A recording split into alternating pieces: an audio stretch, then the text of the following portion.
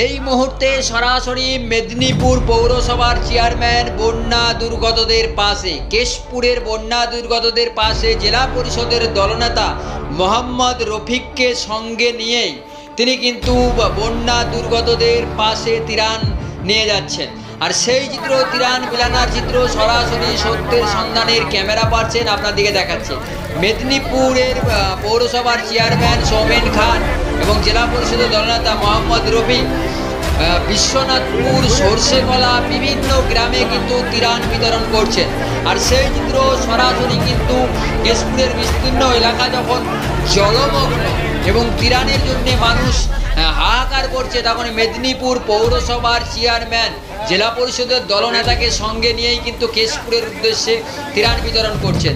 আর কেশপুরের বিশ্বনাথপুর সহ একাধিক গ্রামগুলোতে ত্রাণ দিচ্ছেন। আর সেই চিত্র সত্যের সন্ধানের ক্যামেরা পার্সন ক্যামেরাবন্দি করে আপনাদেরকে দেখাচ্ছে। মেদিনীপুর পৌরসভার চেয়ারম্যান সোমেন খান এই মুহূর্তে সত্যের সন্ধানের মুখোমুখি হয়ে কী বলছেন এবং জেলা পরিষদের দলনেতা মোহাম্মদ রফিক তিনিও কী বলছেন তা একবার শুনে নেওয়া যায়।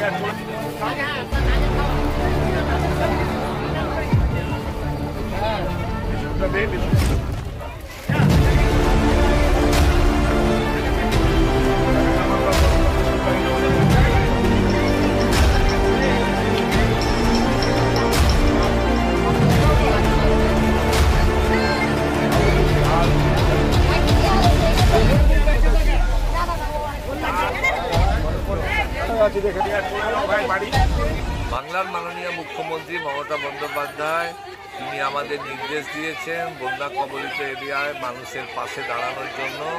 সেই জন্য গত কয়েকদিন ধরেই আমরা ডেবরা ব্লকের দোয়াদা এই সমস্ত গ্রামগুলোতে আমরা খাবার, শুকনো খাবার, রান্না করা খাবার পৌঁছে দিয়েছি। আজকে আমরা মোহাম্মদ রফিক, কেশপুরে আমাদের দলনেতা, তার নেতৃত্বে আমাদের মেদিনীপুর মিউনিসিপ্যালিটির কাউন্সিলর ডাক্তার গোলক বিহারী মাঝি, প্রাক্তন কাউন্সিলর বিশ্বেশ্বর নায়েক এবং আমাদের জল দপ্তরের সিআইসি মিতালি বন্দ্যোপাধ্যায়কে নিয়ে কেশপুরের আজকে যে বিস্তীর্ণ বনবাসী মানুষ যারা এই জলে বন্যায় আক্রান্ত হয়েছিলেন, ঘর বাড়ি নষ্ট হয়েছে, তাদের হাতে ত্রিপল, জামা কাপড়, শুকনো মুড়ি, চিড়া, বিস্কুট আমরা তুলে দিচ্ছি এবং কিছু বাচ্চাদের পোশাক আমরা আজকে তুলে দিলাম।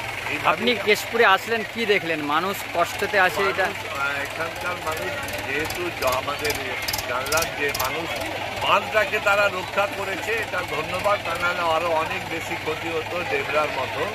এখানে রাত দিন জেগে এখানকার মানুষরা তারা যে বাঁধকে রিপেয়ার করে যেটা ভেঙেছিল সঙ্গে সঙ্গে তারা খানাখন্দগুলো বন্ধ করেছে, লিকগুলো বন্ধ করেছে, যার ফলে এখানে খুব একটা বেশি হয়নি, কিন্তু মানুষ আক্রান্ত হয়েছে বন্যার জলে।